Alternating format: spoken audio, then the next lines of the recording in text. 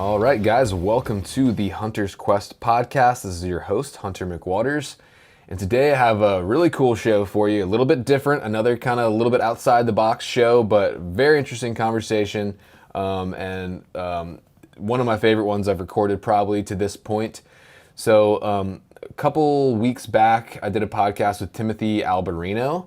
And that one did really well, especially on YouTube, and I got some great response. And, I kind of want to branch out a little bit. Obviously I want to stay true to my audience and talking about hunting and stuff like that. But also, I want to, with the podcast specifically, branch out into some other topics that interest me and that I feel are important and I think that resonate with you guys as well.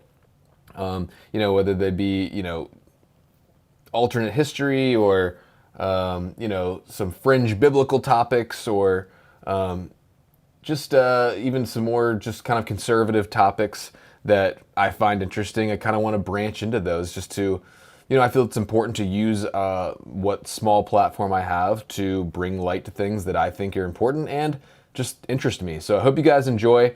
But my guests today are fellow podcasters, and they host one of my favorite podcasts, which is not a hunting podcast, but sometimes you got to get outside the box, and their podcast is called Blurry Creatures, and it's a super interesting show. They talk about, Bigfoot, aliens, giants, Nephilim, all these kind of interesting, fun, alternate history, fringe topics, that the mainstream narrative doesn't want you to know about, but I feel are important. So today's podcast is with Nate and Luke, the hosts of the Blurry Creatures Podcast. Great conversation, tons of fun. I hope you guys enjoy it. They're really cool guys. And the other thing that's really cool about their show is they want to bring truth and shed light on these fringe topics, but they do it all from with a biblical worldview. They're Christian guys. And I know, if you start getting into some of this stuff, like some people go off into New Age or weird stuff, but these guys don't. We keep it, like I said, in a biblical framework. But we're not afraid to ask the tough questions and look at the weird stuff. So, great show. Hope you guys enjoy it. I had a great time talking to these guys, and definitely check out their podcast as well, Blurry Creatures. In the meantime, I want to give a few more shout outs for some folks that left me written reviews on Apple Podcasts. So if you're listening, Justin Jablonski, J Melch or Melky 85, and Elk Chaser. Thank you guys for leaving me a written review on Apple. If you want to get a shout out and get some swag, go ahead and leave me a written review on Apple Podcasts. And then if you just heard your name called out, shoot me a message on Instagram. Leave me your mailing address and I'll drop something in the mail for you. I appreciate the support. I want to take this opportunity to one more time remind you guys to check out the Hunter's Quest TV show on the Sportsman channel. The best time to catch those episodes will be Monday morning at either 6:30 a.m. or 11:30 a.m. Eastern, or Saturday at 12 noon Eastern. Those are my main 3 air times for the Hunter's Quest TV show. I've been working really hard on it. It's a great show. It's all about DIY Western hunting from an East Coaster's perspective and try to inform and help inspire guys that it is possible and it's doable. If I can do it, you can do it. And it's a really great show. I'm really happy with the quality of the production I've been able to achieve, and I've been working really hard. So I'd really appreciate your support if you watch Monday, 6:30 a.m. or 11:30 a.m.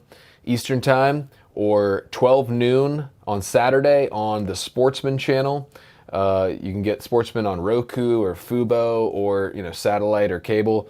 Also, it will go onto the My Outdoors TV app after it runs. And then later down the road, I will also release them digitally on YouTube, but that won't be till early 24. So hope you guys will take the time to seek out that content. Check out the TV show. Let me know what you think. As always, I appreciate your support. Please go ahead and go over to YouTube, search my name, Hunter McWaters, and subscribe. Search me on Instagram at The Hunter's Quest and follow along there. And as always, share with friends and family. Help me get the word out about this podcast and the TV show. And I really appreciate y'all's support.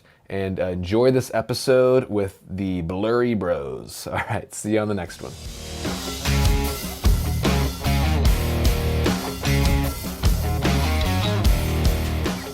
Welcome to the Hunter's Quest podcast. This is your host, Hunter McWaters, and today I'm joined by two guys whose voice I've heard a lot, but I haven't ever met until now. So that would be Luke and Nate from Blurry Creatures. How you guys doing? Great. Thanks for having us. Yeah. It's fun. Yeah, good to be here. It is funny when you, I've listened to pretty much every episode of y'all's podcast, I think, to this point. And Wow. it's funny when you, see the actual person actually talking to them. Yeah, I get it. We get a lot of funny stories, Nate. What it always comes back to me. Some people think I'm going to be looking like who you the Blowfish, Darius Rucker. Yeah, I'd say you match your voice pretty well. Yeah, I was shocked. He's a white guy with a beard, and you're like, what? I gotta say, Glad to be here. Nate's beard is intimidating me. I was not expecting that much beard. it's a lot. It's a lot. I just sit in a hole and edit all day, and my beard grows. So There's a squirrel living in there for a while too. There was. Oh man. Well, listeners out there, Nate and Luke have an awesome podcast which I've referenced before in the past called Blurry Creatures. I actually found you guys, ironically, from a friend named Luke. We were out on a hunt, actually in the backcountry of Idaho, place that you guys talk a lot about. But and he was like, "What do you think about the end times and the megaliths and stuff?" And I was like, "I don't know, man.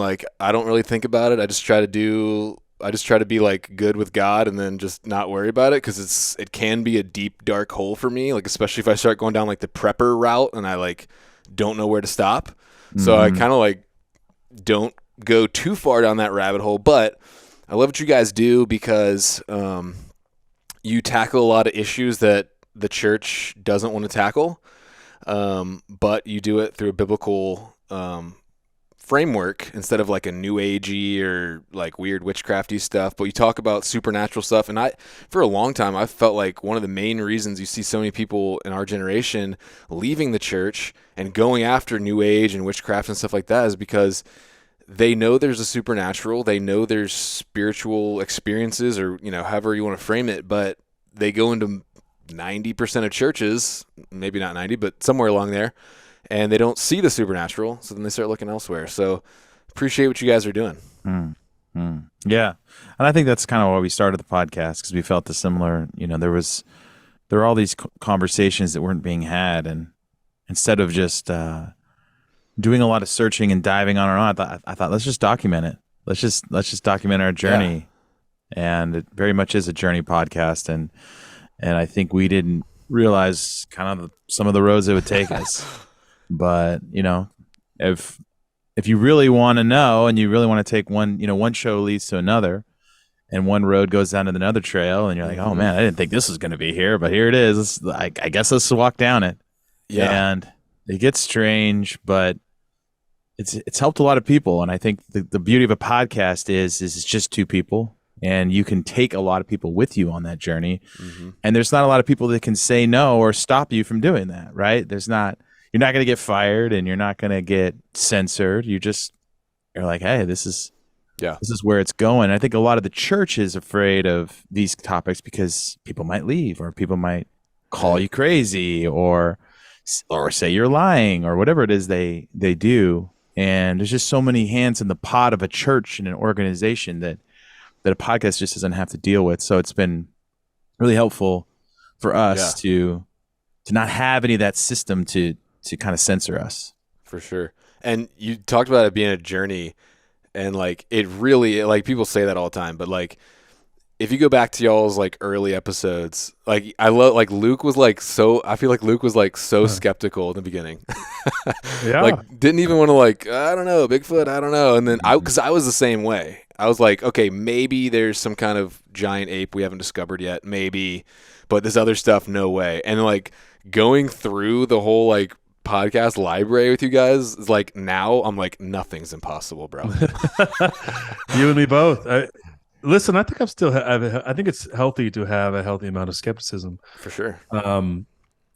But it is a journey. We've been on this. Nate put in a lot more hours than I did on the front end when it came to Bigfoot, and he famously tells a story about remodeling houses, spending 10,000 hours listening to Bigfoot podcasts, and they bring on theologians, right? So then you find this weird insertion of doctors and experts on the Bible talking about a cryptid, and I think that's something that, listen, I think we live in a time, and what you kind of you talked about before, where we are supernatural beings. We have a spiritual aspect to who we are, and I don't think the world is that's not lost on the world, but sometimes feels lost in the church, which I think is a fascinating juxtaposition. Because look, we have entertainment and movies and entertainers and Target and Disney and celebrity influencers and Disney influencers that are telling kids how to cast spells, and all this new age supernatural stuff exists, and there's a hunger for it, obviously, because that's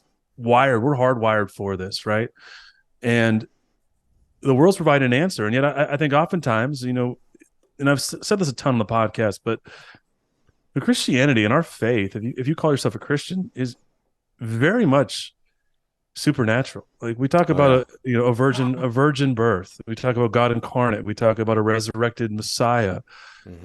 When you go back to Genesis 6, where our podcast really finds an epicenter in a lot of the cryptid stuff, and a lot of the things that would be called paranormal by the world.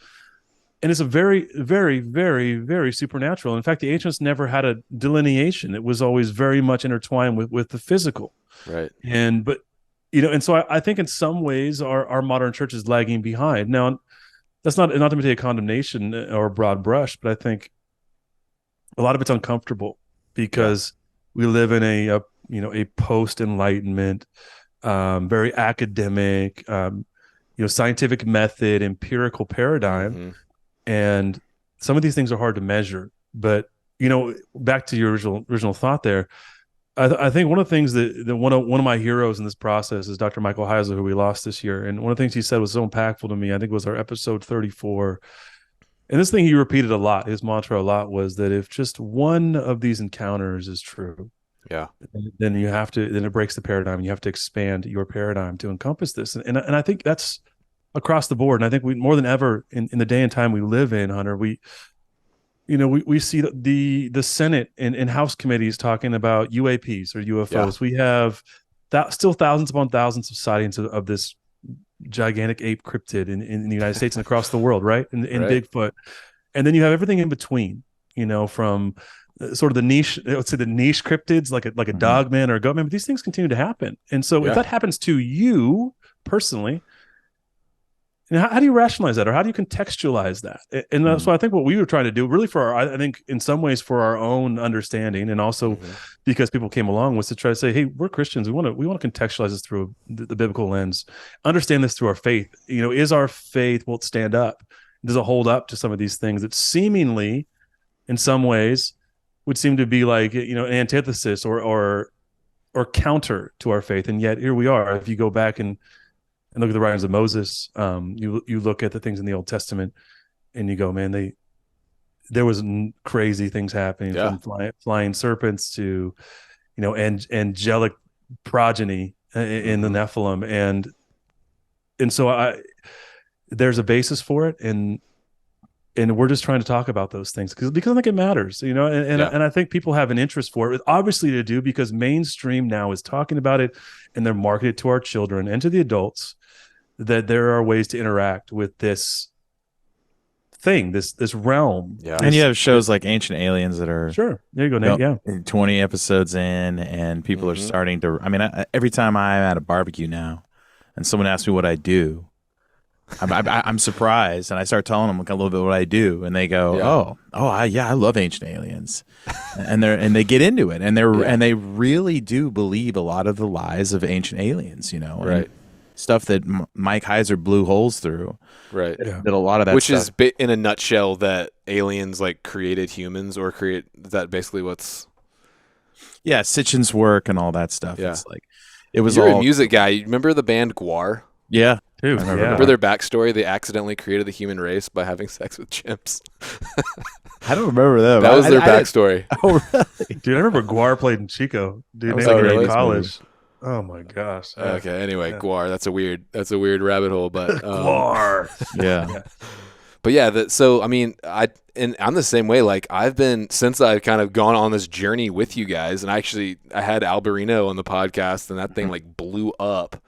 And he's a cool dude. But oh yeah, I've been like, it's like, when you first get saved, and I'm not likening this to being saved, they're different, but when you first get saved and like you start talking to people and you just can't help but like just go there, like, and talking about Jesus, like for the last couple like weeks, like when I start talking to people, I'm just like, yeah, you ever heard of the Nephilim, bro? and I just go on this like 45-minute rant about how it's all like everything's connected, and it's wild. Yeah, it is inspiring. It does inspire a lot of conversations, and it definitely inspires. It's inspired a lot of podcasts, as Luke and I have found, as a lot of people want to talk about and get into it, which is a whole nother a beast in itself.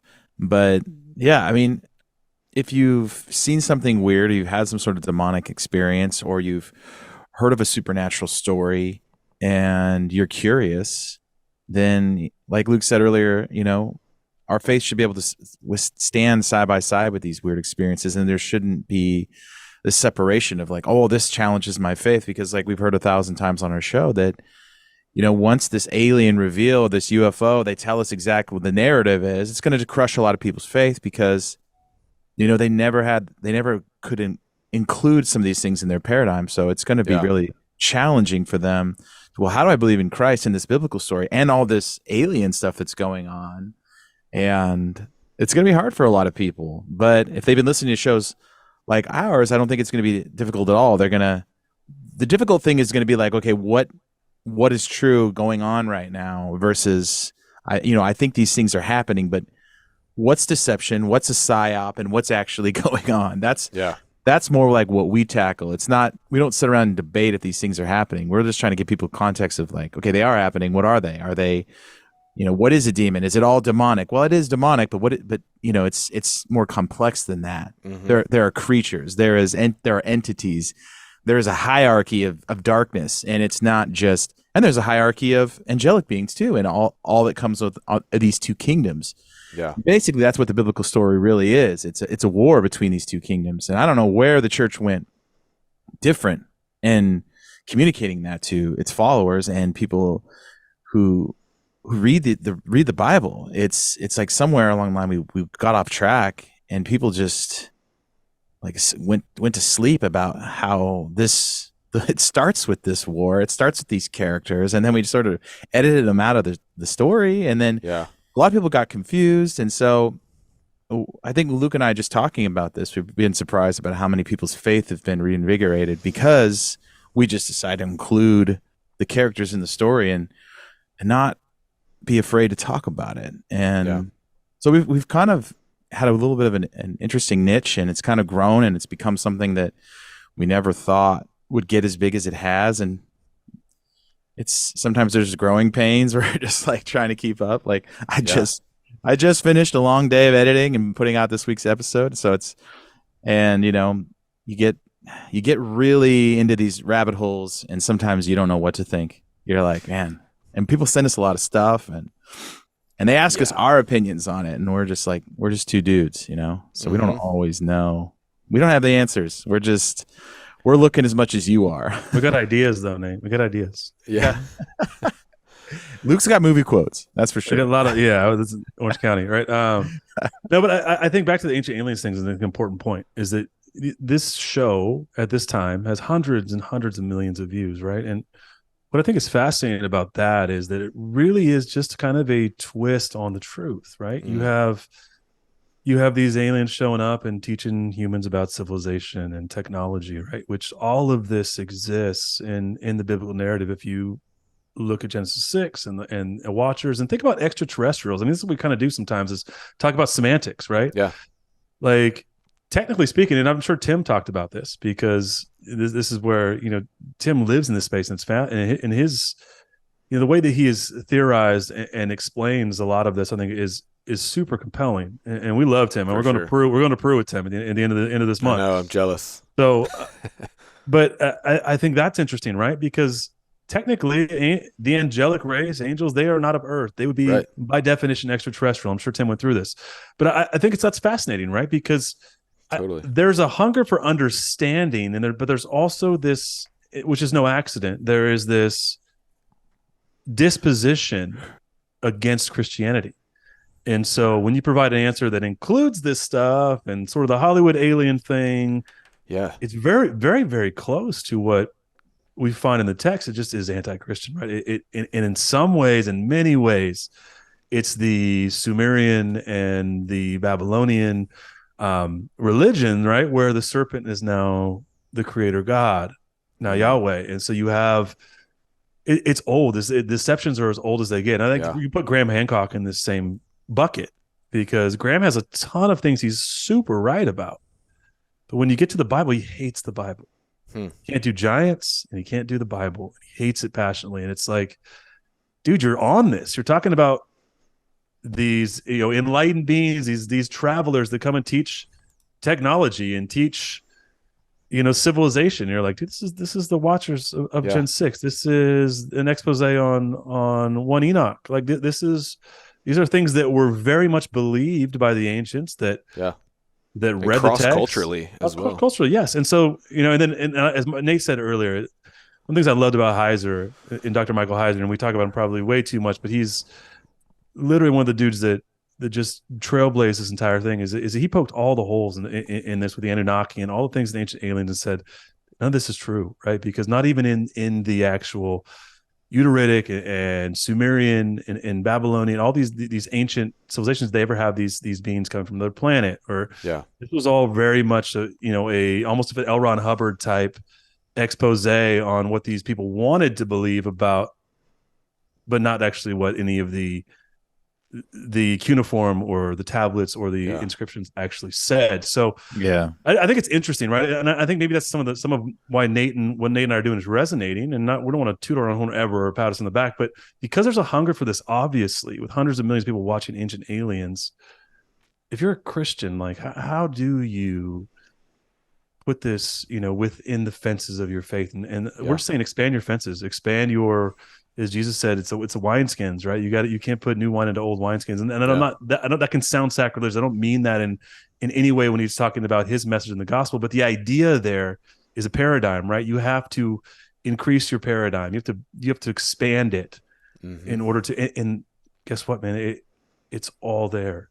And I think that's one of the fascinating things. If you look for it, it is. And it's just been, as Nate and I talk about, it's been systematically either erased or you get diverted away from it, or like movie quotes, right? It's the usual suspects. The greatest trick the devil ever played was convincing the world didn't exist, right? It's the idea that we don't live in a supernatural paradigm, that we aren't spiritually wired or have a spiritual aspect to our human beingness. And that's true, man. Yeah, and that's an ancient people.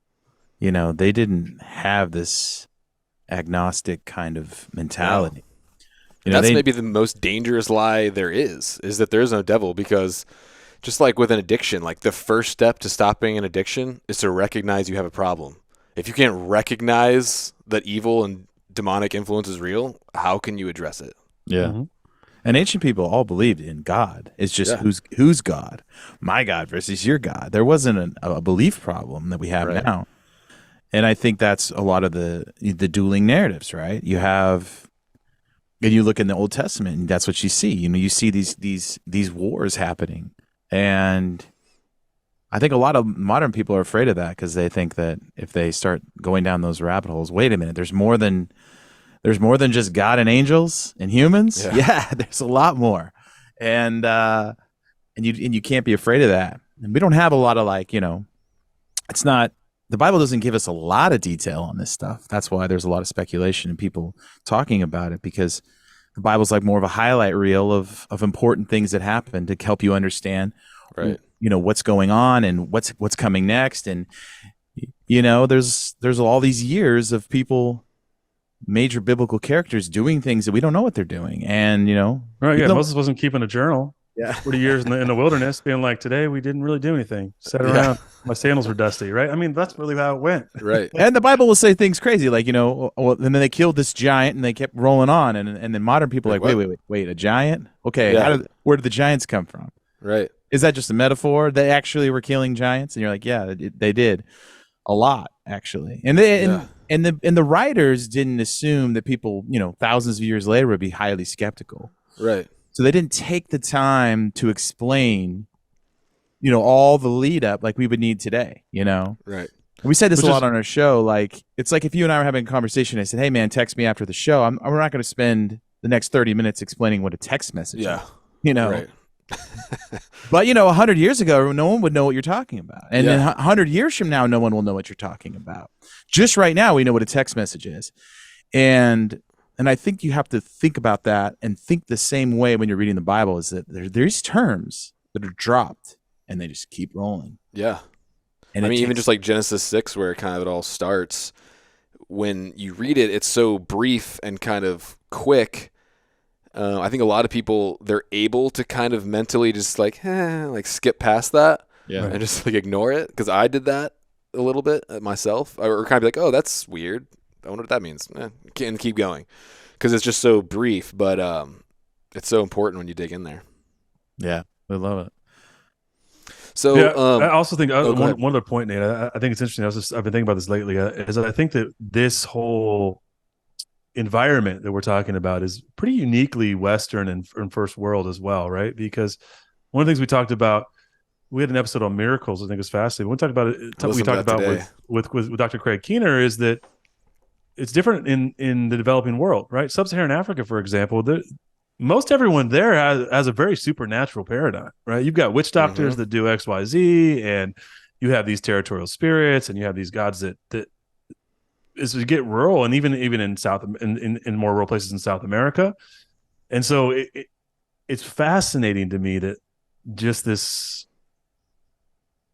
almost intellectual bubble that we've created in the West. Yes, too smart for, which is in and of itself could be an entire episode of the why. 100%. Yeah. So yeah, no, I love it. Like, I do want to hear, before we jump in too much further, I want to hear just a little bit. I am kind of interested in you guys personally as well. So, just brief backstory, maybe from each of you, and then how you kind of, you don't have to go into super detail, but how you kind of came to what you're doing now.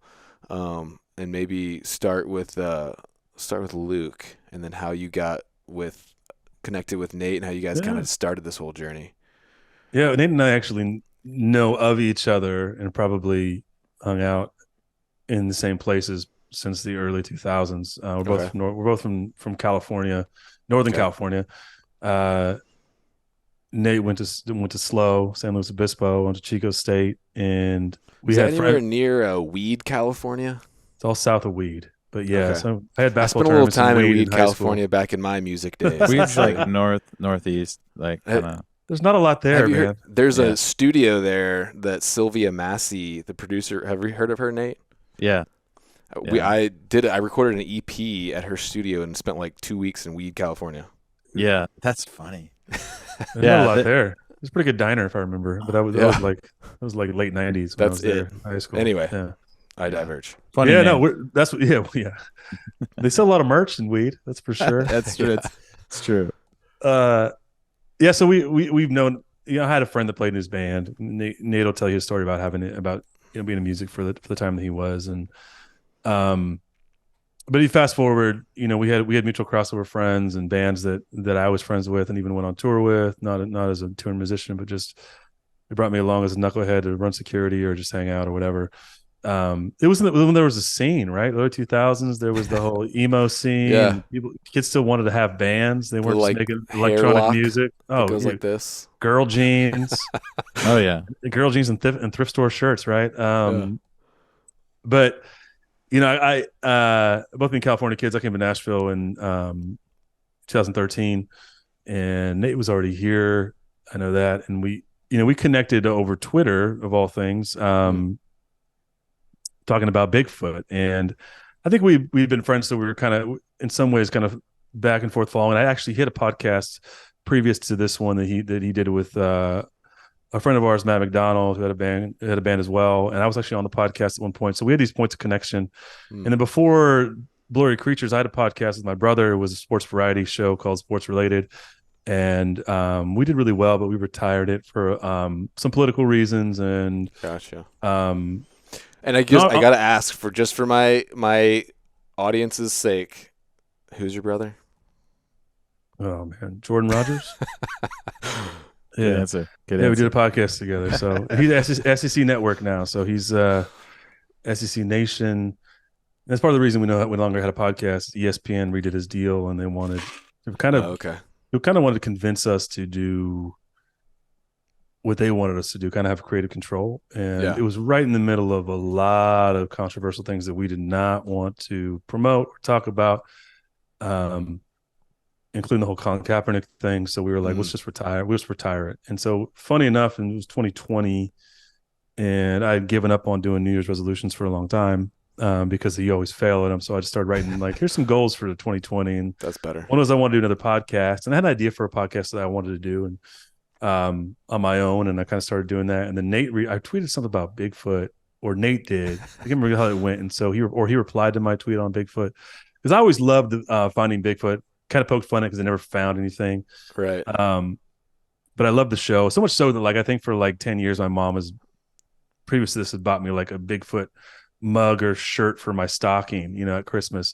And so this is not like it wasn't a new thing. It just became a thing. And Nate reached out and said, "Hey, you're gonna do a podcast about Bigfoot?" I was like, "Yeah." Man, I didn't even think about it. I was like, I want to do this. Nice. And it would just be, I thought here's my creative outlet, working a corporate job, and that's kind of how it started. And I didn't really know what I was getting into. I knew that I liked all this stuff was fascinating to me. I've always been into it. Like whether it be, I like to learn. Yeah. Ultimately, I really like to learn. I like to read. I'm reading more now than I have in the past, and I'm curious about stuff, including the weird stuff and the unexplained stuff, and put Bigfoot in that pot. And so that's kind of how it happened. I don't think Nate and I thought anything more than this would be a fun outlet. Nate had his vision for it, and he just brought me into it. I mean, really, he had his idea. He had a logo made. Nice. He'd been marinating and cooking this idea, baking this idea in his ginger brain, and he added me to it. So love it. It's been fun. It's been an unbelievable just journey and learning and understanding and kind of expanding on my faith, like really growing and strengthening my own faith. And it's just funny, like how God works. We seem to just be addressing and a lot of the things that are becoming mainstream talking points. And when that happens, it's amazing to have that perspective of being a Christian and having answers for that, right? Mm-hmm.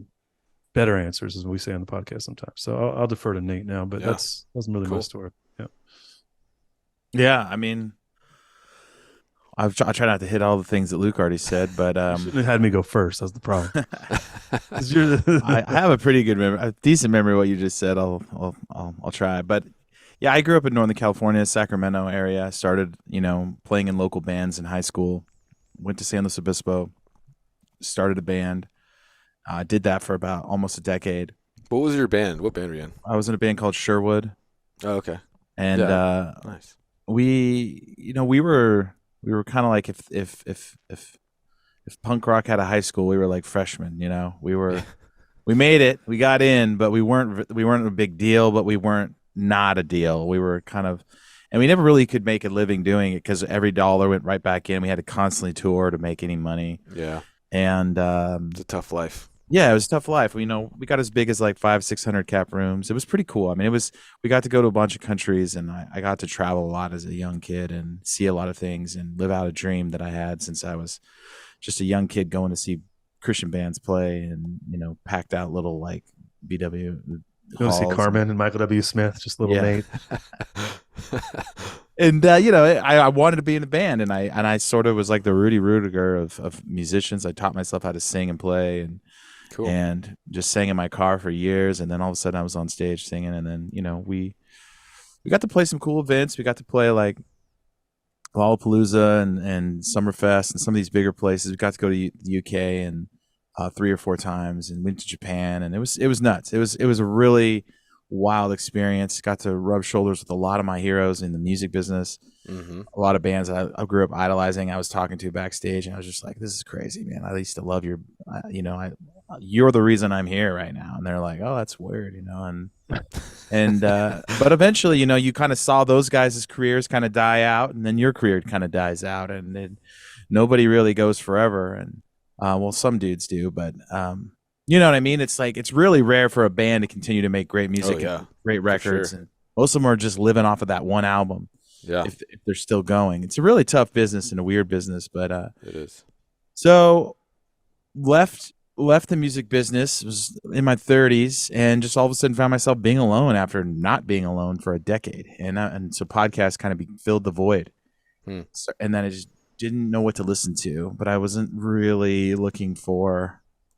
I was looking for something specific, very interesting flavor to keep me going. So kind of like creepy stories about Bigfoot, and then some spooky stuff of the supernatural, but mostly in the Bigfoot range. It was just spooky enough. It was just fascinating. And I could listen to it for hours as I was doing drywall and painting and electrical stuff and kind of remodeling a couple houses. And eventually, I began to change, like, okay, I think it's more than just an animal. There's something else going on here.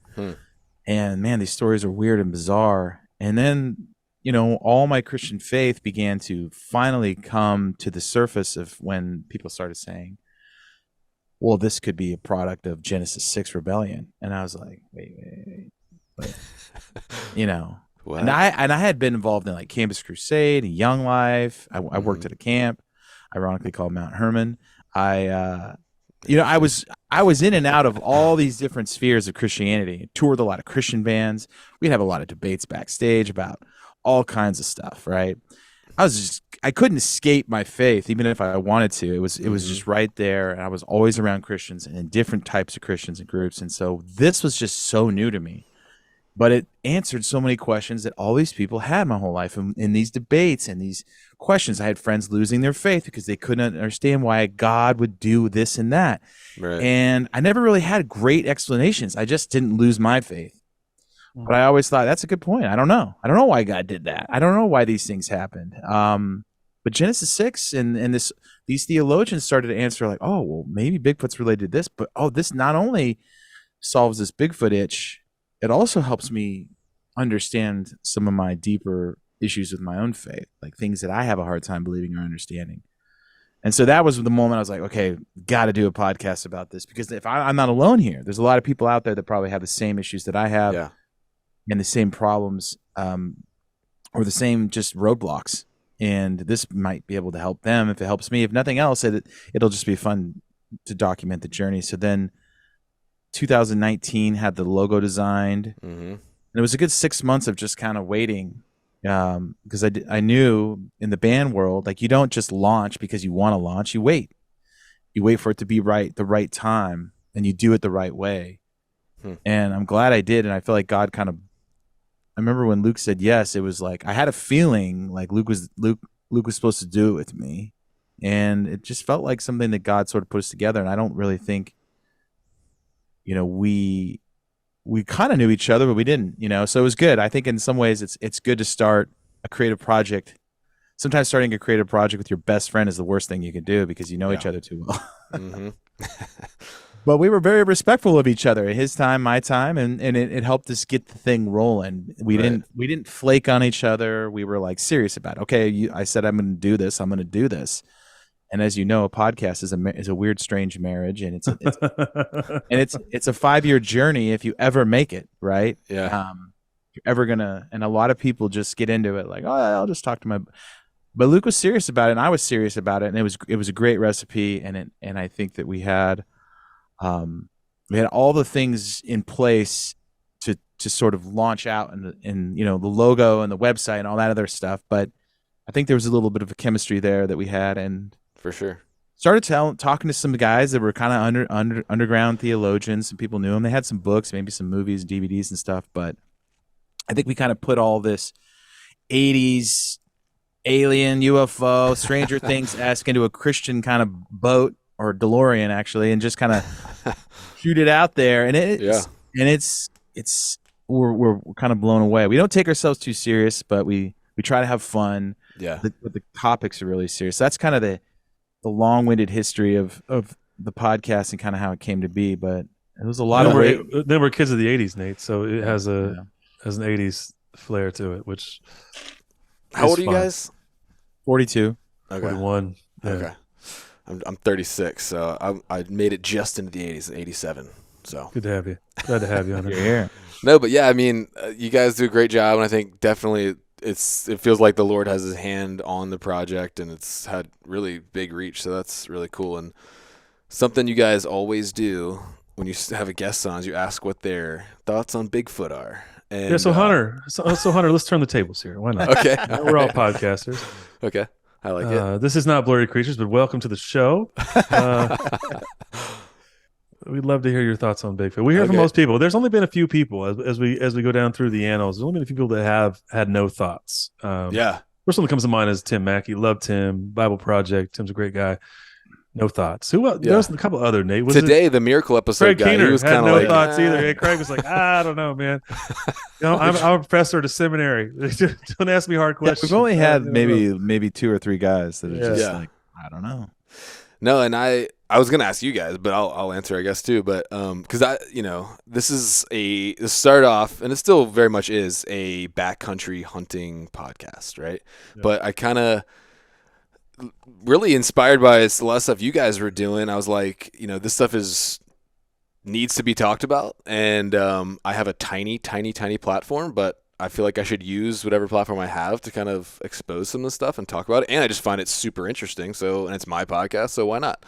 So then I had Alberino on, and then I was like, okay, this is cool. So I kind of want to like branch out into some more, different topics and stuff. But I feel like it might resonate a lot with some of my audience too, because probably of anybody, like the people my audience, my people, whatever, like spend more time in like Bigfoot country than like anybody in the world. Yeah. And that was the first thought. That was the first thought I had. Is it? Yeah. Like right as I was messaging you, I just got back from 10 days in the backcountry of Idaho. And spoiler alert, didn't find big guy and barely even saw any bears that we were looking for. But where were you guys near the Salmon River? In the Salmon River country? We were in the Salmon region area. Actually, we drove through Lador, and I was like, isn't that from Missing 411? That's like the first episode of Missing 411 happens in Lador, Idaho, and we drove right through there.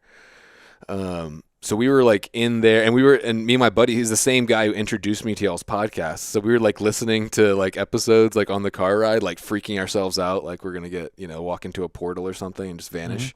Mm-hmm. Well, this is there's so we many were gonna have a podcast on her, but he's gone. There's so many crossover themes here, because that's Hunters is who I was listening to on the Sasquatch podcast that I was listening to. It was always the hunters that would come on that would make me stop what I was doing and go, wait a minute.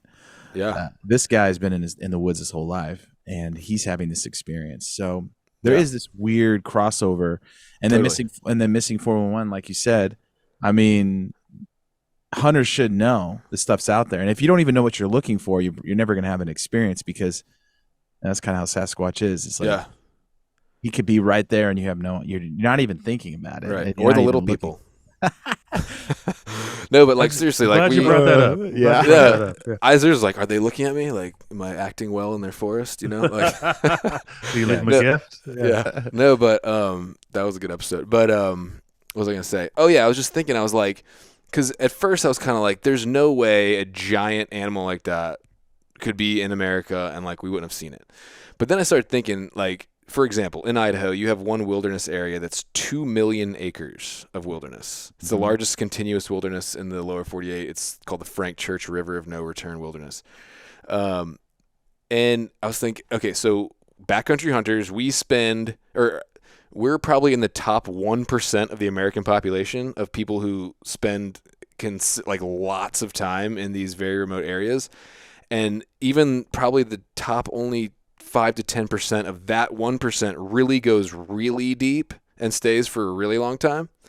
And even those people only go probably maximum 5 to, on the very top end, like 15 miles in. And so there is a lot.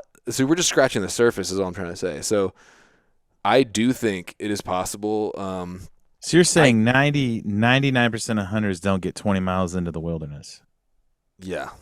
Yes. I mean, Wow. I'm talking about roadless areas you have to physically hike in, because think about it, like I train all year to be able to carry 7 days of food in camp, like into the mountains on my back. And it's hard. And most people don't want to do that. They can't do it. There are guys who go in like even deeper if you have horses and stuff. We don't, but yeah, it's like even the hardcore of the hardcore guys don't go usually, if they're going on foot, more than like 10 miles. That's good. That's good to know, because I didn't even think about it like in terms of how far they traverse. And I remember driving from Boise, Idaho to Seattle on the road. I probably drove that 35 times in our career. And it's an all day drive. It's a 10-hour drive, and you don't really see anything from Boise to Seattle. You go through that one town in Oregon. Can't remember the name of it. LaGrange or something. LeGrand. I don't know. Anyway. Portland. Sure. Well, Portland's more west. Yeah. I'm talking like Boise all the way up. I mean, to give you perspective, we spent 8 days, basically all day, looking for bears. We saw 2 bears like 2 miles away. Yeah. And so, and bears are very common where we are, like very common. So all I'm trying to say is I lean more onto the side of just an undiscovered like animal. And I don't discount any of the other like weird theories or supernatural connection or anything like that. He might have been some kind of Nephilim hybrid, but I lean more on he's like a physical animal. It's just very rare and not many of them. But what are you guys' thoughts? That's what I want to know. I'll go first. I think the more the show goes on, all topics on our show, I think you have a wide range of the same creature. There's a wide range of werewolf creatures. Most people call them on our show Dogman. Seems like there's a weird range there. Sasquatch, same thing. You see them all over the world, so you don't have just one. They're not just in North America. They're everywhere. Mm-hmm. And then you have different heights of them all over the world, and temperaments as well. Some of them are more aggressive. Some of them are more chill. Some of them are, sounds like more like demons, and then some sound more like primates. It's totally a wide range. Some of them talk to people. We've had many people come on our show and say these things were talking to them in their heads, not physically talking, like in their minds. Telepathically. So, yeah. What is that? Weird. Right. And there's all these weird connections to UFOs and strange lights and orbs and other weird stuff. Sounds like out of an 80s movie. Right. But it's hunters and police officers and incredible people telling us these stories and having these encounters. So I think you have all of the above. I think you can't really put Bigfoot in a box, and like a lot of these topics, same thing goes on with aliens and UFOs and abductions and stuff. It's not just, a lot of people, especially Christians, they love to slap it's demons. Right. And that's really limiting, because what if it's not? And why is there tech involved? Right. And why is there blood on the ground and tracks in the ground and clothes removed and other things that spirits don't seem to be interested in or are part of it? Right.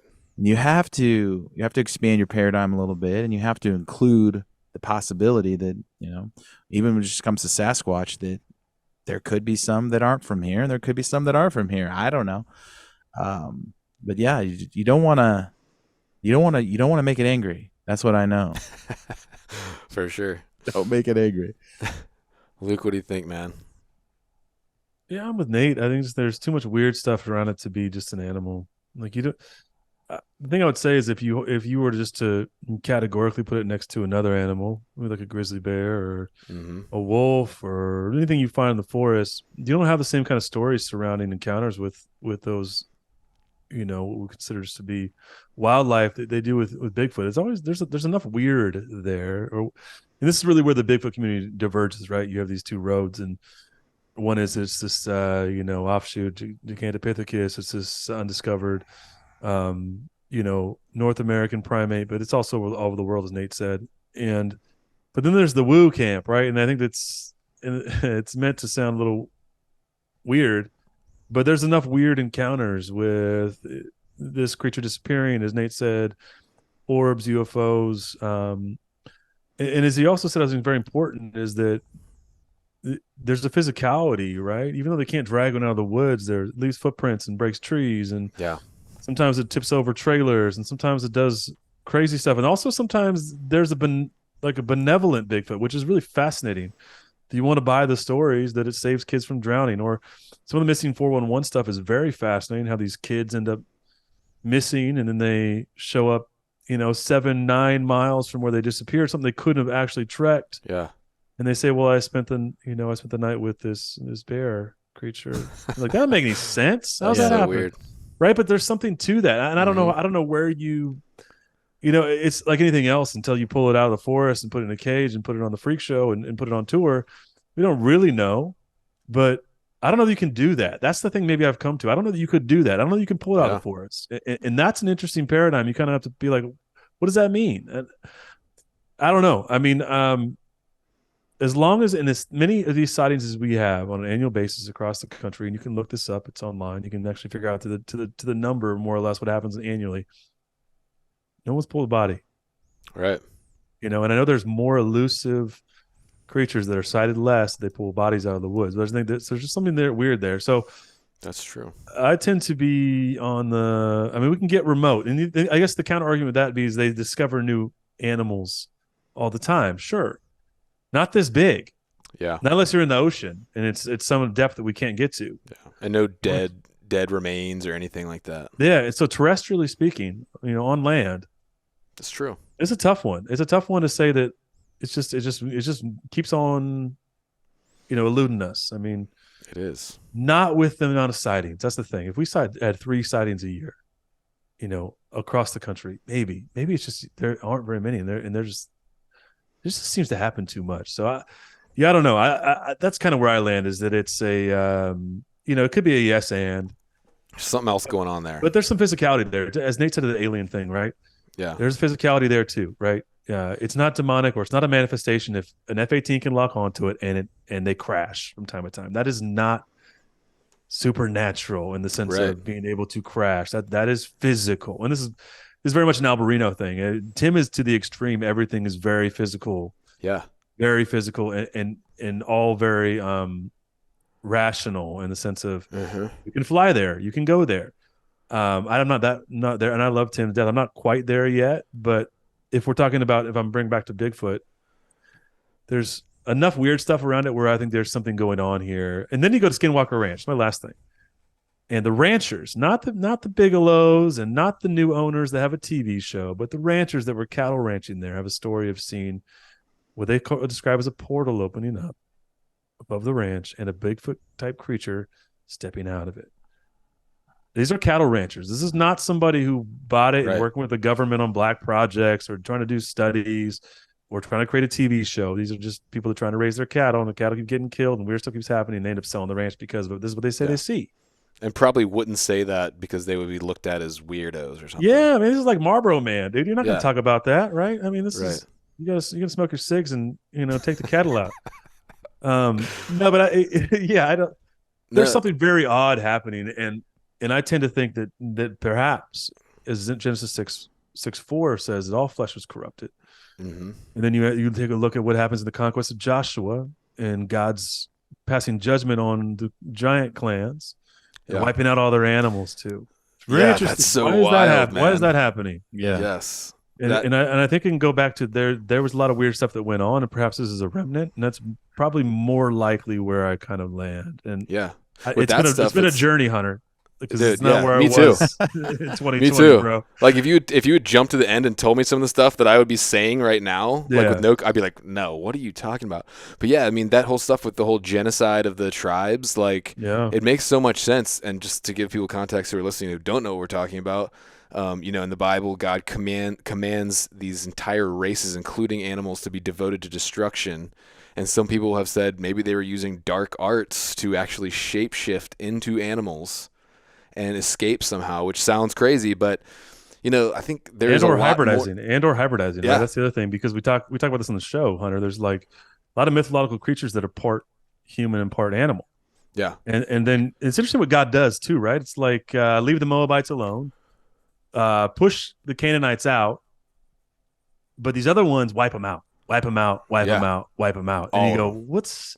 And this, I think, honestly, this is part of what the modern, very much woke-ish church has a problem with. Even in some of the non-woke churches have a problem with is like, why would God sanction genocide? Right. And unless you understand everything is a seed war, and Genesis 3 being the original messianic, prophecy, and then understanding what happens in Genesis 6 and realizing that, like, we're talking about humans, talking about trying to keep that pure human DNA. Right. And like it also, just really quick, sorry Nate, but like no problem. If you think about, so the power of like witchcraft and evil stuff is real, right? And like there are people operating in it today. But like most of those people were probably born in like a Christian or almost Christian house and kind of went off and like maybe been looking into it for like 3 years or something. These people have like for generations, their entire culture and society is like just driving at this. How do we like get deeper into these dark arts? How do we like perfect it? Like the way we've done with science, those guys were like jumping into witchcraft and all kinds like of Nazi crazy Germany. Yeah. So like how powerful could they be? You know what I mean? Like it's a different ball game. Well, you have all these stories in the Bible too. You have things like the sheep and the goats, the wheat and the tares. Their seed, my seed, right? And I think we all heard these things growing up in the church, and we always just thought, oh, that's good people and bad people. That's Christians and non-Christians, and we had a very elementary view of what that means. But I don't know about you, but a wheat and a tare is two different species. It's two different DNA. Yeah. And I think that our show has really exposed that, there is a war going on between bloodlines, and that's where we get it all from. Why do we have such obsession in ancient history of bloodlines?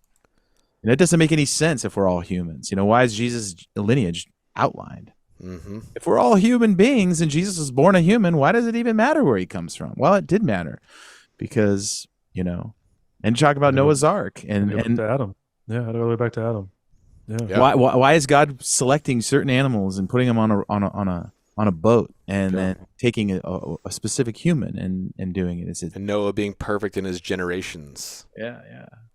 There's so much more going on there, and I think we've kind of taken 50 slices of a different and formed our own little weird pie of proving a lot of these topics. You can't, and that's the hardest part. You can't prove these things with any one thing. We've talked about megaliths, we've talked about ancient construction, we've talked about mounds in America and creature sightings, and we've looked at all the woo and the weird and all these different areas just to prove that the giants were a thing. Newspaper clippings and historical accounts and their leftover remains, bones, architecture, all this stuff. It takes all that to prove, there was this race of giants, and you still have skeptics. You still have a lot of people like, oh, these guys are nuts, dude. They're not Christians. They're misinterpreting the Bible and all this other stuff. Smithsonian hit it all. I want to make that point too, Nate. Is that we're not saying anything that isn't in the text. Right. This is what's mind blowing, right? Is that for thousands and thousands of years, this is how the authors and the people that were reading the Bible that was written to believed. Up through the time of Christ, believed this was the way the universe worked. This is the way that the world worked. This is the way that these realms interacted. This is how it is. This is what they believed. It was only in like Augustine, Constantine, and post that humanity decided that, that actually isn't what the text, that is what the text says. Right. The Hebrew, and then you go into the Greek translation, the Septuagint, this is what it says. Yep. So if this is a problem, maybe you're hearing this for the first time, this isn't something that Nate and Luke have made up, or Tim Alberinos, or anybody else when it comes to find these things in the biblical text. This is actually what it says and what the text means. And it is so important that not only we understand why we believe things, but where it comes from and what it is. And this is the context of the text that defines our faith. That is the story of, as Tim Alberinos eloquently says, of God restoring humanity into the family of God. And this is what the Bible is, right? It is God's creation of man and then restoration into his family. But within this text, all these things, these paradigms, Genesis 6:4, the seed war, the genealogy, what happened with Noah, the wiping out of the flood, the conquest of Joshua. It's not only until much more modern times that we decided to change the perception or the meaning of some of this based upon cultural, political, whatever it may be, because for thousands and thousands of years up to the time of Jesus, us being Christians, Christ, this is the way they believed the world worked, and this is what it was, and this is what happened. And it became uncomfortable. Giants, as you put Smithsonian, giants became uncomfortable. That became metaphorical. And there really wasn't anything metaphorical about Goliath's 4 brothers or the Nephilim or the fact that God had to wipe out, the earth in order to maintain humanity and a line for Jesus. So this only feels far out because it's so far disconnected from what the text is. It's ignored. It is. Yeah, because it's hard to digest. And like you said, people want to go into church and get a nice feel-good pep talk and everything's easy and surfacey. They don't really want to hear the real stuff. Some people do, and that's why maybe they come to your show or whatever. And it's just funny because, like, providentially today, just in my Bible reading, completely random, not having to do with our podcast, but the chapter I was reading was when Saul goes to the witch at Endor. And it's like this crazy account that, like, a lot of Christians today might just be like, oh, psychics aren't real or whatever. Here you have in the Bible, like, some characters, and there's, like, this very real, weird, like, thing. So, go ahead.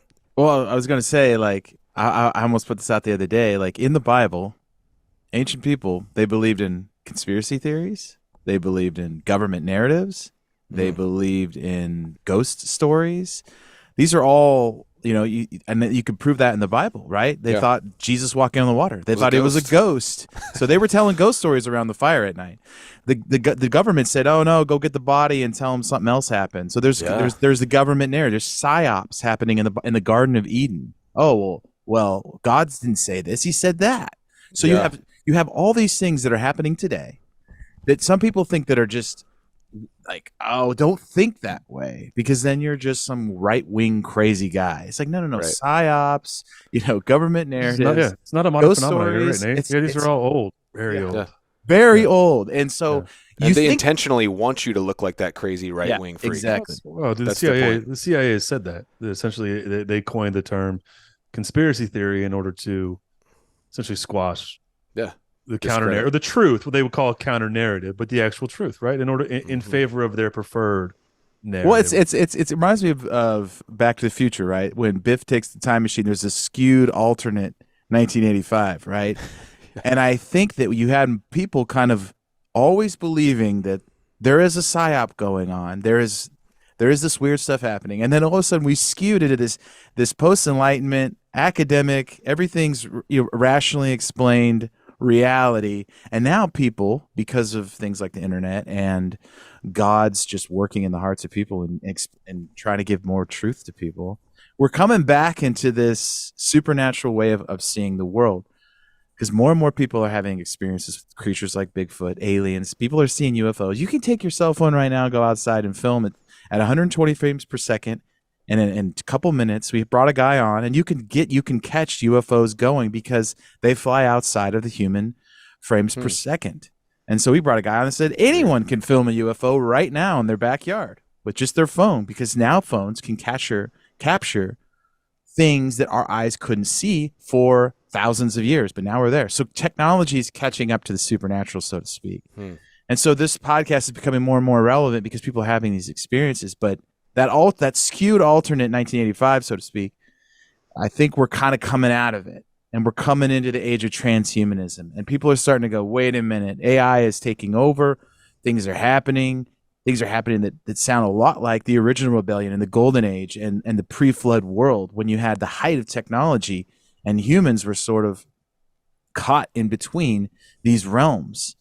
And that stuff, who built the pyramids, and people are starting to watch this stuff, and even Joe Rogan's talking about it. Even Joe Rogan is saying things that are just starting to blow minds, and he's the biggest podcast in the world. So if he's talking about it, we're starting to see, I think we're coming into this convergence of of, well, what narrative of the supernatural do you believe again? Do you believe that, like the Great Awakening is going to happen and we're all going to, transcend to humanity 2.0, like a lot of the New Agers talk about in sort of the channels behind the surface in our world? Mm-hmm. Or do you believe that, Christ is the King of Kings and we're all made in his image and he's calling the chickens home?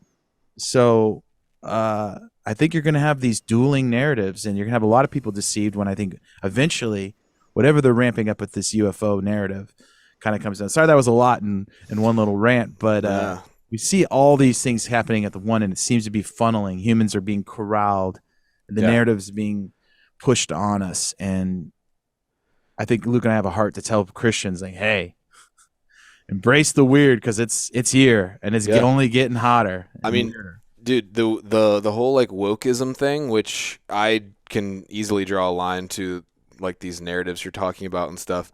It's even like creeping into the hunting industry, which is crazy. It's very, very conservative for the most part industry, but certain big conglomerate companies are like starting to get like some transgender propaganda or like some homosexual people to try to normalize it, and like I made a post the other day and got a little bit of backlash about it, but it's like it seems like this industry that I'm kind of in is one of like the last like bastions. It's like not just completely like infiltrated by like the wokeism and all this narrative and stuff. Yeah. But it's starting to be, and it's strange. That's wild. Yeah. Yeah, it's crazy. Well, it's just eating meat. There's a whole psyop about eating meat, Yeah. I mean, they're that trying. Stuff is super fascinating to me, man. Just the whole, just how it sounds so cliche and stupid, but just how everything is so interconnected and how there really is like good and evil, and like there's this struggle, and like in the spirit realm, there's really no neutral. You're either one team or the other. You can't sit on the sidelines. There's no watching. That's no, and wild, I think that's part of one of the Except things the little people. Yeah, one thing I talk about though is like the idea that like we talk about Ephesians saying that we should not participate in the acts of darkness but expose them, because people will come at us and say, "Oh, you guys just get fascinated. You're enamored with the darkness, and you want to tell spooky stories or talk about the dark." And it's like, no, that isn't it at all. In fact, I think it's about exposing your enemy. Like as you said, there's no neutral ground. Mm-hmm. You don't get to stay neutral. And in fact, Nate brought up Nazi Germany, but it was those people that stayed neutral the longest that thought they were going to escape. Guess what they did? They didn't. The Netherlands. No, I think part of what's important about understanding the weird stuff and in the Bible is part of understanding our faith. Part of understanding the weird stuff surrounding us and contextualizing that, understanding those things that are evil, is understanding our enemy. And because I think that wakes people up. For sure. You were born into a battle. And there is a cosmic battle that is playing out around us and continues to play out around us. Yeah. And you can very well, as a Christian or as someone who doesn't believe, you can absolutely put your head in the sand and pretend that's not the case. But by God, if you open your eyes and look around you, as you talk about, just look at what's being pushed on the media, whether it be social media or TV, print, doesn't matter what's being pushed on our children. You can't help but see that there's an agenda that isn't a good agenda. No, it isn't it's anti-God. No, it absolutely is. And once you see that, everything should become binary in that point. It's good or bad. There is no in between. Mm-hmm. And I think as Christians, binary, interesting choice of words there. Yeah, right. I mean, come on now, we've been around a little bit. But I think as Christians, we need to be not only aware of that, but on the offensive in a lot of ways. It behooves the kingdom nil for us not to be to take hold of our faith and to advance the kingdom. Well, in a lot of ways, these subjects have been so ignored for so long. It's like we need guys like you that maybe do have to spend an inordinate amount of time, in there, but we need that because there's nowhere else people can find it. Well, people have like a 3D view of reality, right? So whatever I can see, taste, and touch exists. And you look at like us ancient historical just time period, like you're saying, Nazi Germany, right? You think about, oh, it's just a dictator who's trying to take over the world. But you look at it in a 4D space. You look at this guy doing occult practices and trying to do specific things. And, why is he killing off a certain race of people? And what's going on here? It's a spiritual thing. And so you have these historians in our last 100 years there's a crazy psyop going on in terms of everything is just this rational explanation. And then, everything is easy. But we often say we're an alternate history show because you control the history, you control the future, and so many people are asleep to this other dimension that's happening all around us that influences our dimension. And so there is a supernatural war. It's been going on. God's been interested in human leaders since the dawn of time. And I tell this to my friends all the time. They're like, how could you ever vote for X and Y politician? That person. I'm like, listen. God uses flawed individuals all the time. All he needs is somebody who's willing to do his will, which is human flourishing and human freedom. It's always been about human freedom and human flourishing. If God's going to use a man who's Christian or not, who's going to help humans be free. Yes. We've been given dominion and domain here. We're going to be free. So it comes down to, you want to go out in your backyard and shoot an animal and provide meat for your family. That's about freedom, right? Mm-hmm. And they're trying to lock us out of all these things that make us free. Energy, 100%. Food sources, and you start to see this 4D world around us, and you go, everything is spiritual, everything's supernatural, and nothing is boring. And Luke and I talk about a lot of things that aren't boring. Like, don't bore me with the Bible. Don't bore me with this world. Don't bore me with your theology. It wasn't boring then, and it's not boring now. But you just created a snooze fest for your churchgoers, and we're not going to. We've dumbed down the miraculous, and I touched on this earlier, but think about if you as a Christian, you believe in a resurrected Christ that came back from the dead, that was immaculately conceived. Like we have so whitewashed and watered down the miraculous and cosmic nature of our faith, and to make it seem common or ho hum. And as Nate said, I just love what you said, man. There's nothing boring, and there's nothing unmiraculous about our faith or about the God we serve. Mm-hmm. And again, as we sort of expose the darkness, because light is the ultimate equalizer. It's what completely exposes that. You expose the darkness. I mean, you realize that it is piddly. That we serve Christ the King on the throne, King of Kings, right? And His Holy Spirit lives inside of us. So every time we set foot in the darkness, we are declaring war upon that place, and we have the conqueror of the universe living inside of us. Like, come on now. Like, it's not stuff we need to be afraid of. Now, we need to be sure that God's calling us to the battles He's calling us to. I always want to qualify that. But this is not stuff to be afraid of. This is about walking in our birth, as Tim would say, in our birthright and in our calling, and in understanding that we are the imago, that we bear the image of the living God. And I think a lot of this stuff becomes a little less scary, not less concerning, because it affects us and our families and our children, but less scary, because you sort of disarm it when you pull back the curtain. Yeah, and you realize, man, it's the same. It's nothing to do with the sun. It's the same deceptions, repackaged, repurposed, resold to humanity, and that they use fear in order to keep us in chains.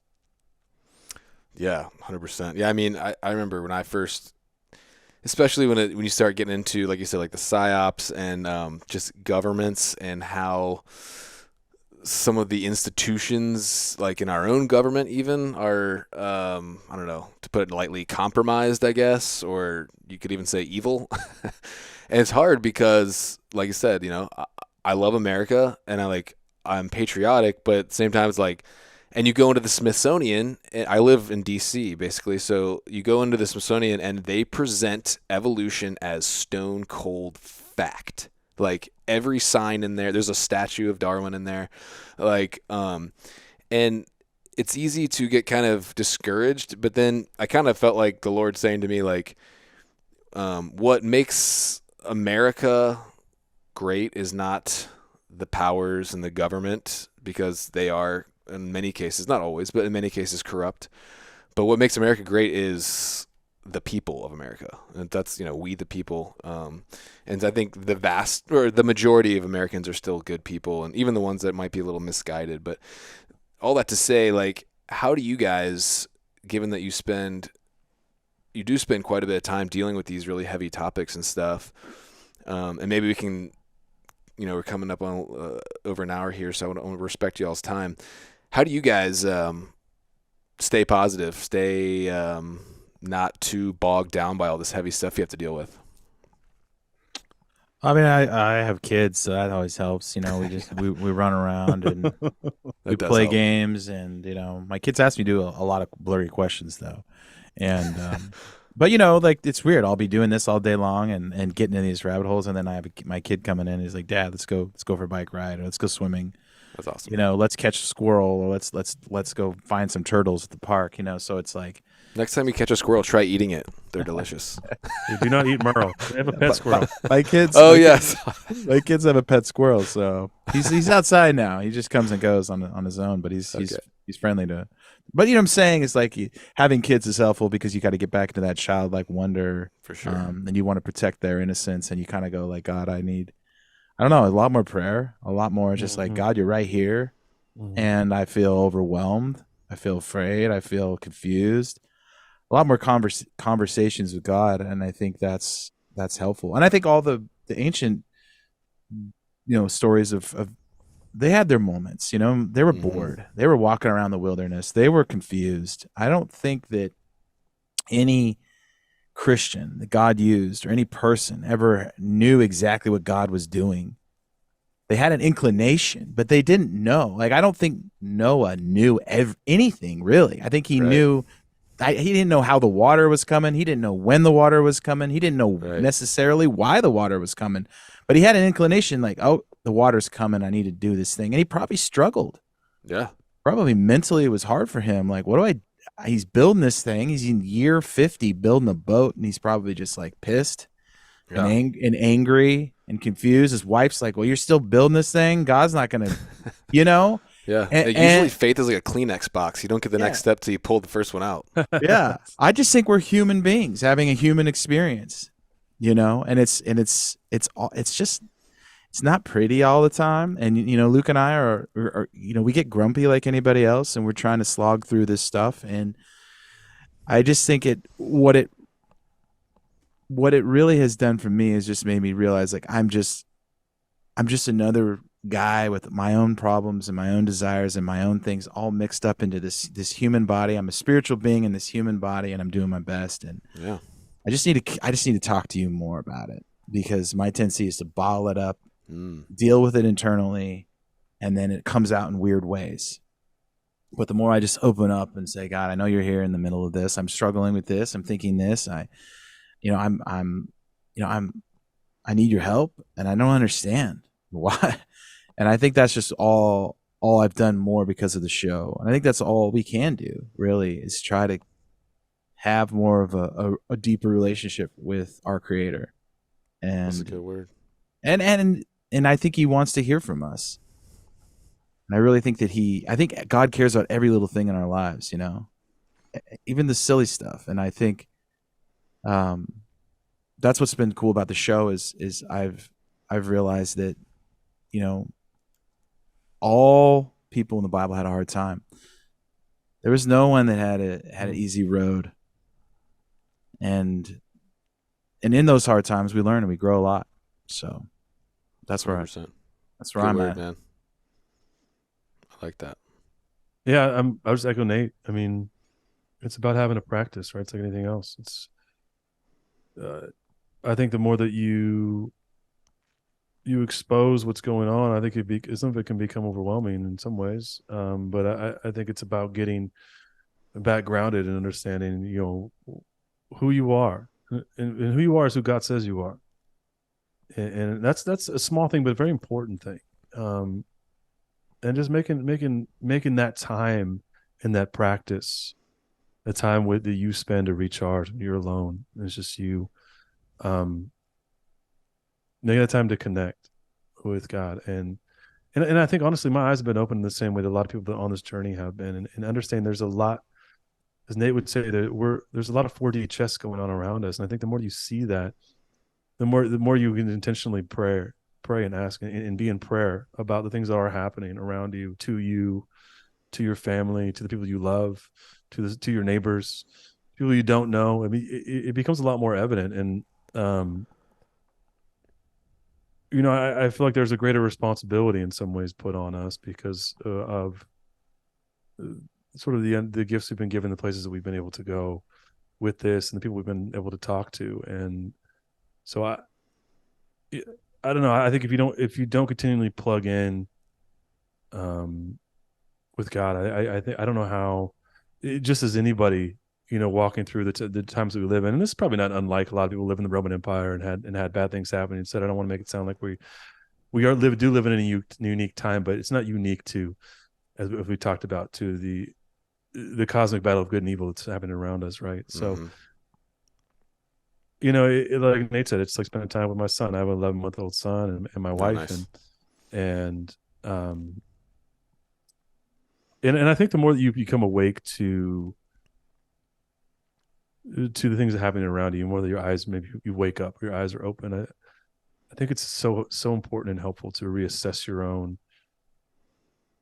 economy, in the sense of putting on top of that economy, things that matter the most, and that should be your relationship with God and then your family, and not the other things, right? There's other things, sometimes, are the things that are used to pull people away, for sure. And so I think it's a good healthy perspective, and I know for Nate and I, we just want to keep learning. So it's about continuing to drive this forward and ask questions and learn more and try to get deeper and try to understand and more about this world that happens around us in the context of the things that we know to be the only things we know to be true, right? We live in a time where there are no absolutes, and that is such the antithesis of the economy of God and the personage of God and of the biblical text, is that there is an absolute truth. If we don't ground ourselves there, then it's pretty easy to be blown on any which way, as the Bible says. The winds can blow you any which way if you're not anchored.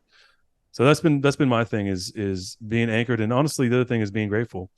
And this is gonna be a very short aside, but like I'm in this weird season of just of Thanksgiving. A lot of times Jesus talks about praying and starting by being thankful, and I think oftentimes we get caught up in what's next and not what we don't have, especially in the West. Totally.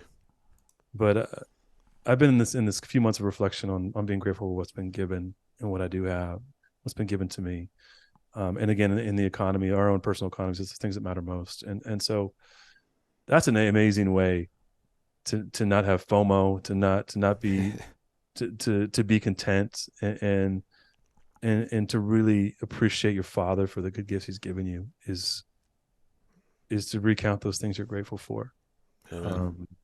Especially when in the midst of, when you tread in the midst of things that are dark, is being like, man, I'm so grateful for my family, my son and my wife and my parents and my church, and that I have a house, and that, I've got a truck I can drive. I mean, these just elementary things I think we take for granted. And that's such an amazing paradigm shift, to just sit and thank God for those things that He's given to you, because I think we take them for granted. And that's my little tiny soapbox, but that's kind of where I've been. No, that's great, man. Trying to marinate.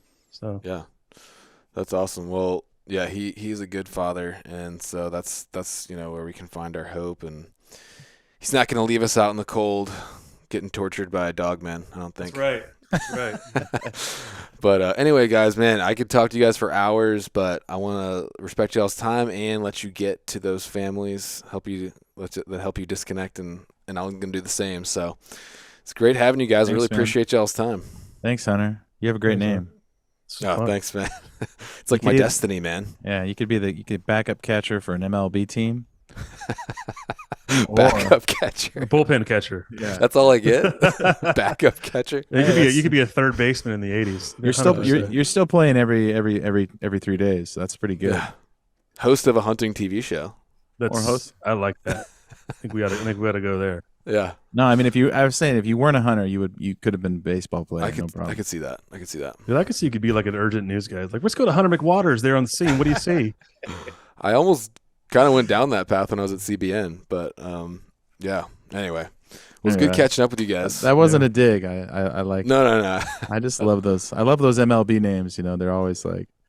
Carney Lansford. It's like their parents knew my kid's gonna be a baseball player. I gotta name him something fun. Like Austin Cody or something. It's like It's more of a Spikes. cowboy name. Spikes McGee. He's just he's gonna play baseball. Yeah. That's awesome. Yeah, or he's going to be a NASCAR racer, one or the other. Yeah, exactly.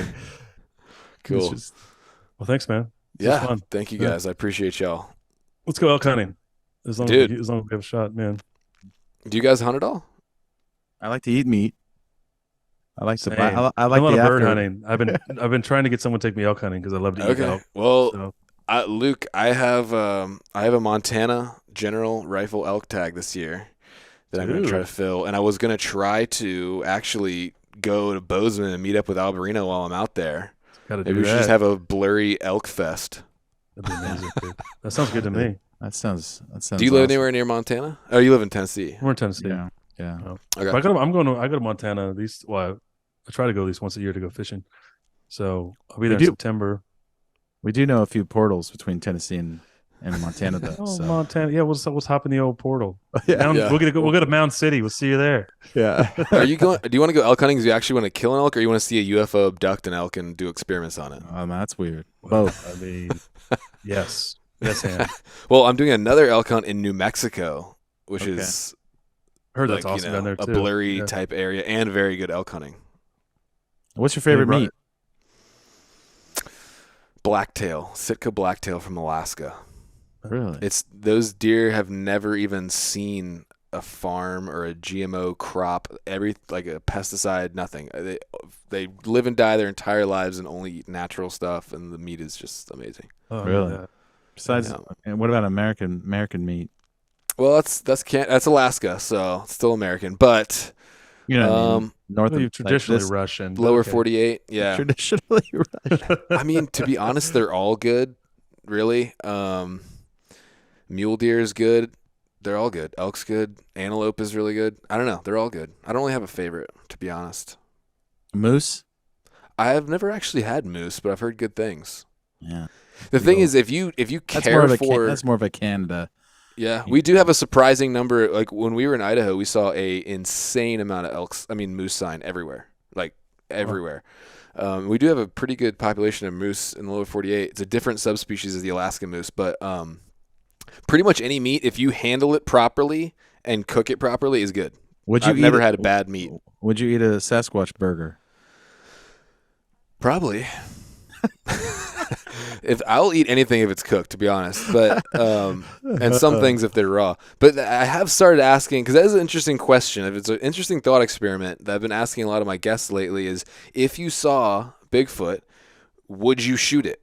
Because if initially you're just like, oh yeah, sure, but if you think about it, like, you would be super famous, but you'd also probably be like one of the most hated people on earth. Oh, yeah. Like, you'd get constant death threats, like. There's So many 3 or weird 4 psychos would come out of the woodwork just trying to kill you and stuff. If you don't get disappeared by somebody too, because of True. Yeah, there's definitely a bunch of stories that's happened. There's a few legendary ones, and the names and all this, and it's all hotly debated. But yeah, I mean, that's a joke. I wouldn't want to kill one, and they definitely are more in the human range. So it's Yeah, I don't think I would shoot it. I would try to take a picture before I would shoot it. I don't think. Yeah, it's almost like it's its own weird.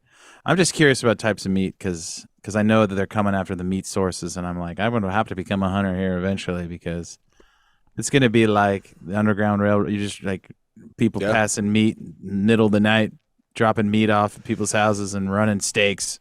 There's something very satisfying about sitting around the table watching your family eat meat that you took. I think it's going to be illegal. I think it's going to be illegal as the. Well, dude, the woke people are trying to make it illegal. Like Oregon just banned spring bear hunting. It's just like anything else. It's a progression. They start with the low hanging fruit and they try to progressively take more and more rights, and it's a constant fight.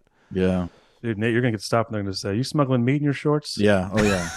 It's not even gonna be a joke. It's not. I know. It's not even gonna be funny. Little they know the gingers goes all the way back to Gen 6.